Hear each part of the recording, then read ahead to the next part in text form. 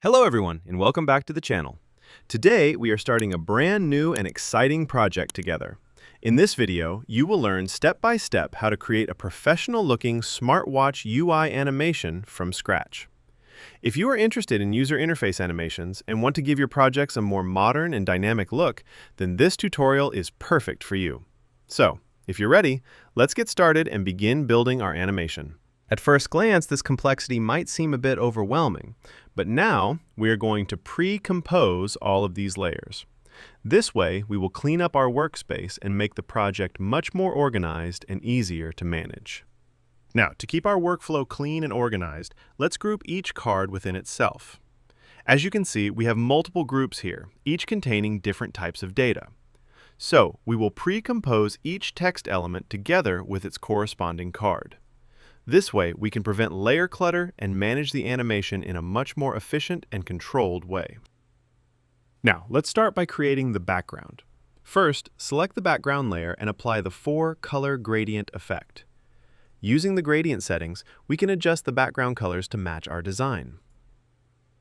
Next, from the Effects and Presets panel, apply the grid effect to the background. Start by adjusting the size and the number of the squares on the screen. Then, slightly reduce the opacity value and change the blending mode to Add. This way, we give the background a more modern and visually appealing look. Great. Now, double-click on the application layer to open it. First, to add motion to our texts, select all text layers and enable the Position property. Then create a keyframe. Next, move forward about 20 frames on the timeline and add another keyframe. Then, go back to the first keyframe and move the layers downward. Finally, select all keyframes and apply Easy Ease to make the animation smoother and more natural. Now, open the graph editor and adjust the speed curve of the position movement. Next, hold down the Shift key on your keyboard and press T to reveal the opacity property. Add a keyframe for opacity. Then move forward about 10 frames on the timeline and create another keyframe. Now go back to the first keyframe and set the opacity value to 0. Here, select only the opacity keyframes and apply Easy Ease again to make the transition smoother. Finally, move the opacity keyframes about 2 frames forward to fine-tune the timing of the animation. Great! Now, select all text layers and arrange them randomly with about 3 frame intervals between each one. I created this sequence using the Motion Tools plugin. It provides very useful tools that help speed up the animation process and make the workflow more efficient. If you would like to use it as well, I will share the Motion Tools download link in the video description below. Great! Now, let's continue by animating the icons. First, select the icon layers and press P on the keyboard to open the Position property. Then, add a keyframe. Next, move forward about 20 frames on the timeline and create another keyframe. Then, go back to the starting keyframes and move the icons outside the frame. Select all keyframes and press F9 on the keyboard to apply Easy Ease. Finally, open the graph editor and adjust the speed curve to make the motion smoother and more natural. Now select the icon layers and arrange them with about 3 frame intervals, just like we did with the text layers earlier.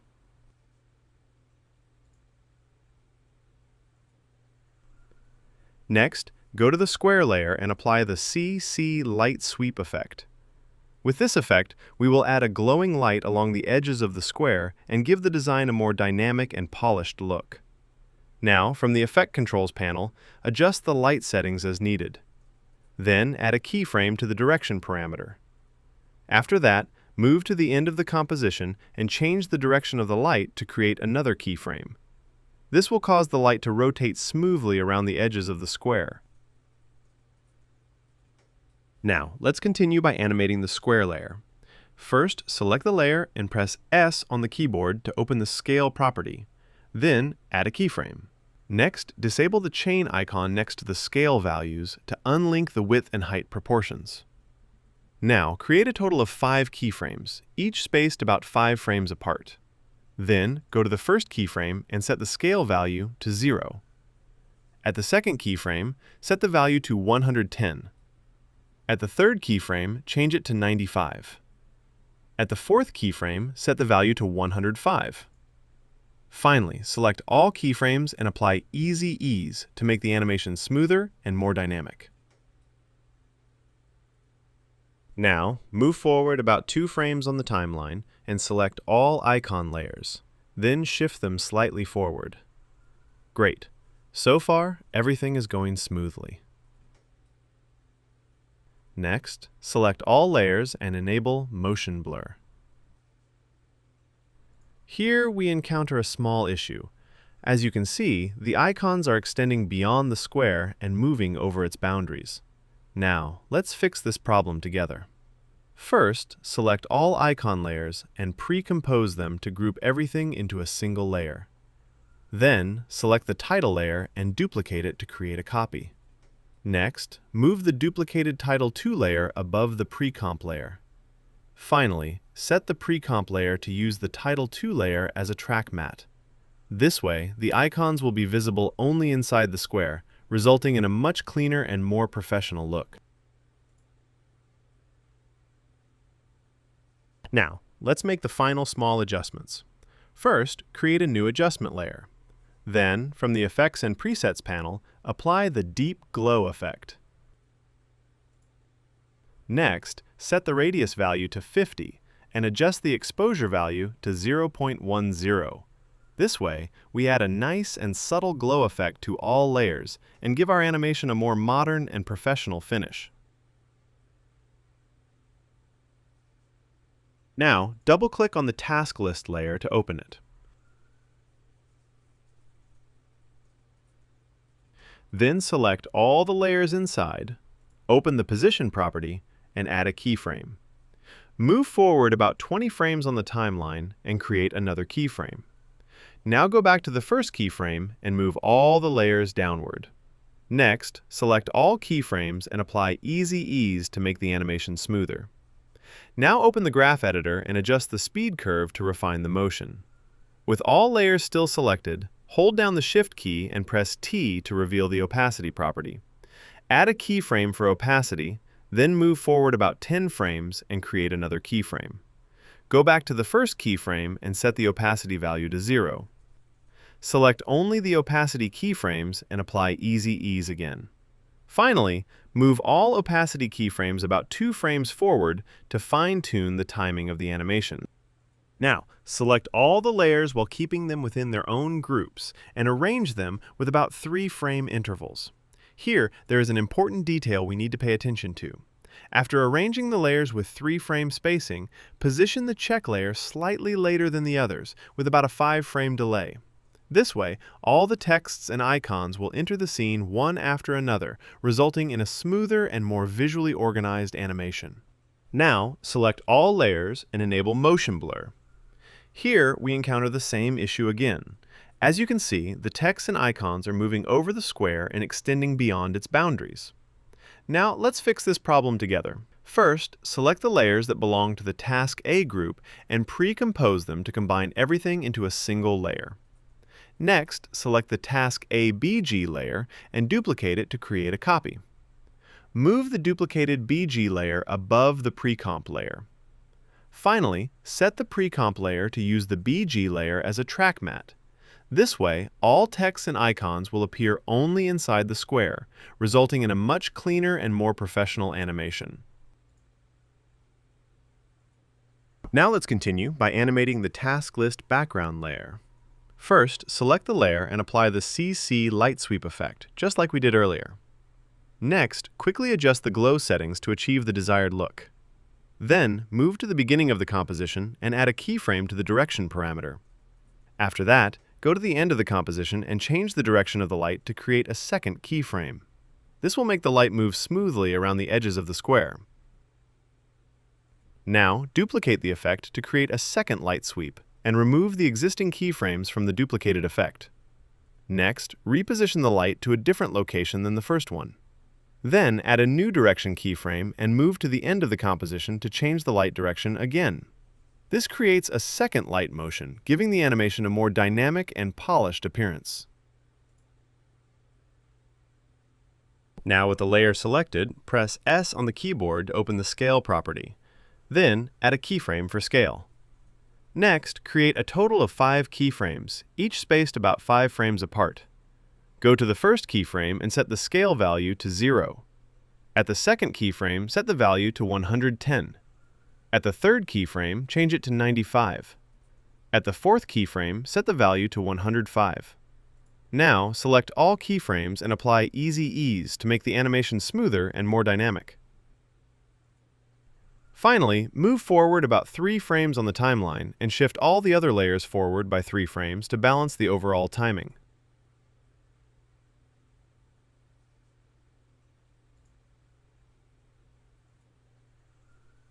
Now let's fix the overflow issue on the square once again. First, select the task list background layer and duplicate it to create a copy. Move the duplicated layer above the Task C layer and set it as a track matte. This will solve the issue of text and icons extending beyond the square and ensure that all elements appear only inside the shape. Now, repeat the same process for the other layers as well.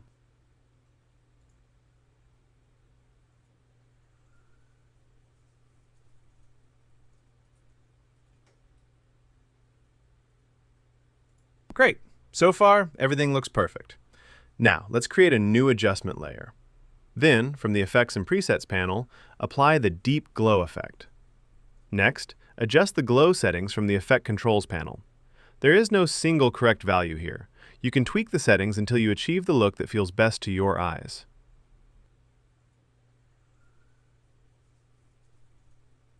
Now, double-check the motion blur settings and make sure it is enabled for all layers. Then, go back to the main composition panel. Move forward about 3 frames on the timeline and shift the task list layer 3 frames forward. We will apply the same adjustment to all other layers as well. This way, all layers will appear one after another, creating a smoother and more professional animation timing. Now, double-click on the Settings layer to open it. Here, I will repeat exactly the same steps we applied earlier. However, to keep the video from becoming unnecessarily long and to make the viewing experience smoother, I will speed up this part. Instead of showing the same process in full detail again, I want to help you save time and keep the tutorial engaging. The actions performed here are identical to the previous steps. You can pause the video at any time to follow along, or simply continue watching to move on to the next section. Now, let's do a quick review to check if there are any issues. As you can see, everything looks good so far, and the animation is progressing exactly as planned. Great! Now, double-click on the night layer to open it. Then select all text layers, open the position property, and add a keyframe. Move forward about 20 frames on the timeline and create another keyframe. Now go back to the first keyframe and move the texts downward. Finally, select all keyframes and apply Easy Ease to make the animation smoother. Then open the graph editor and adjust the speed curve to refine the motion. Now hold down the Shift key and press T to reveal the opacity property. Then add a keyframe. Move forward about 10 frames on the timeline and create another keyframe. Now go back to the first keyframe and set the opacity value to 0. Next, select only the opacity keyframes and apply Easy Ease to make the transition smoother. Finally, move the opacity keyframes about 2 frames forward to fine-tune the timing of the animation. Now select both layers and arrange them sequentially with about 3 frame intervals. Then move the clock layers slightly later than the others by shifting them about 5 frames forward. This way, the text and icons will enter the scene one after another, creating a smoother and more organized animation flow. Now let's create a drawing animation for this circle. First, select the Ellipse tool from the Tools panel.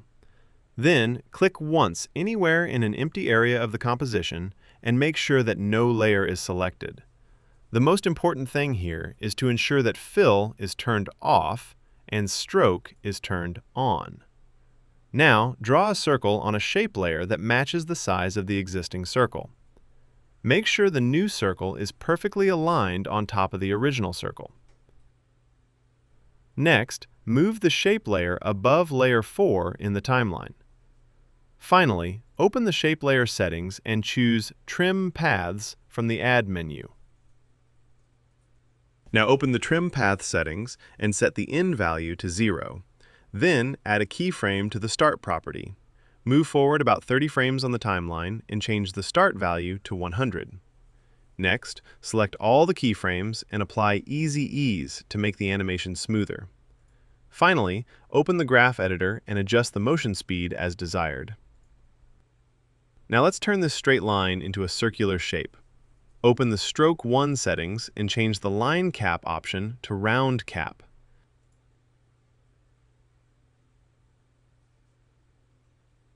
As the final step, link Layer 4 to the Shape layer using TrackMat/Parent Link. We do this so the circle animation controls the visibility of the layer. In other words, as the circle is being drawn, the content appears along with it, creating a much more controlled and professional reveal animation. Now, select the Shape layer and create a duplicate. Move the duplicated Shape layer above Layer 3 in the timeline. Make the Shape layer visible and set Layer 3 as a track mat for the Shape layer. Move forward about 5 frames on the timeline and shift Layer 3 forward by 5 frames. Then move forward another 6 frames, and this time shift Layers 3 and 4 forward by 5 frames each. This way, the animation will have all layers entering the scene sequentially and in sync, making the transitions smoother and giving a more professional look. Now let's animate these points one by one. First, move the first point to the moment where the colored circle appears. Then, go to the Settings composition and open the Scale property of the Settings background layer and copy all keyframes.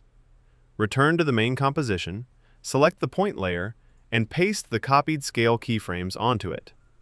Next, move to the moment when the colored circle reaches the second point and place the 2 points there. Finally, apply the same keyframes we used earlier to the second point as well. This way, the points and colored circle will move across the scene smoothly and in sync. Now, select the Night background layer. Then, go back to the Settings composition. Select the CC Light Sweep effects there and copy them. Return to the main composition and paste the effects onto the Night background layer. Go back to the Settings composition again, and this time copy the keyframes. Finally, return to the main composition and paste the copied keyframes onto the Night background layer. Now, move forward about 3 frames on the timeline and shift all the other layers forward by 3 frames as well. This ensures that the animation progresses sequentially and smoothly across all layers. Now the Tuesday text is passing over the square, which can cause a visual overlap. To fix this, duplicate the Night background layer and move the duplicated layer above the Tuesday layer.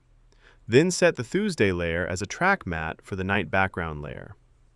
Next, go to the Settings composition and copy the adjustment layer. Return to the main composition and paste the adjustment layer here. This applies the glow effect to all layers in this section. Finally, select all layers and enable motion blur to make the animation look smoother and more natural. Now, let's go to the final composition. Move the other layers forward by about 3 frames and shift the entire composition forward by 3 frames as well. Let's do a quick preview to check if there are any issues. Great, so far everything looks on track. Now, double-click on the evening layer to open it and review the animation details inside. The steps we are going to perform here are exactly the same as the ones we just did.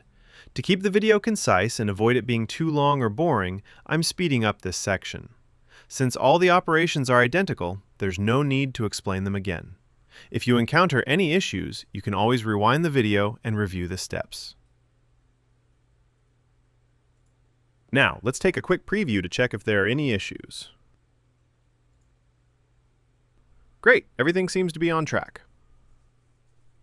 Next, let's add our 3D watch model to the scene.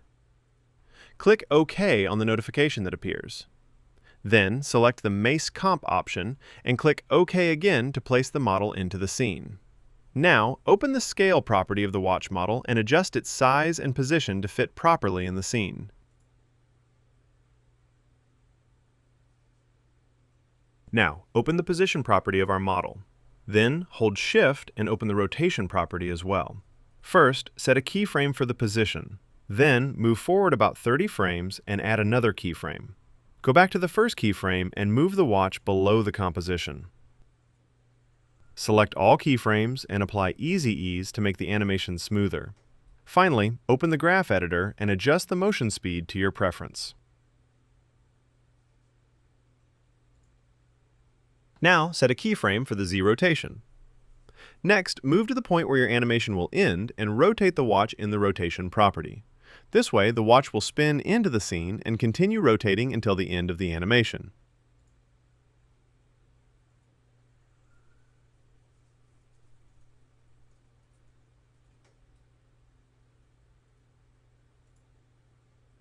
Finally, let's add lighting to our model. From the top menu, select Layer, New, Light.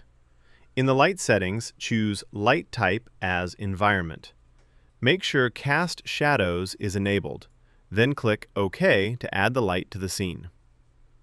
Next, bring the HDR texture into the scene. In the light settings, go to the Source section and select the HDR texture. This will make our model appear with realistic lighting and shadows in the scene. Now, open the transform settings of the light and adjust the direction of the light according to the scene. Next, increase the intensity value to enhance the light's effect on the model. Set keyframes for X and Y rotation. As the scene progresses, you may notice unwanted shadows falling on the model. By adjusting the rotation values at these points, we remove the unwanted shadows and ensure the light hits the model cleanly and accurately. Now, select all layers and enable Motion Blur to make the animation look more natural and realistic. And here is the final result of our animation. As you can see, all UI animations, icons, texts, and the 3D watch model are perfectly placed in the scene. With the lighting, glow effects, and shadows, the scene now has a polished, professional look. If you found this video helpful, please like the video, subscribe to support my channel, and turn on notifications to be the first to see new videos. If you have any questions, suggestions, or feedback, feel free to leave them in the comments and I'll make sure to respond. We'll be back together in the next tutorial. Until then, good luck with your animations. Thank you.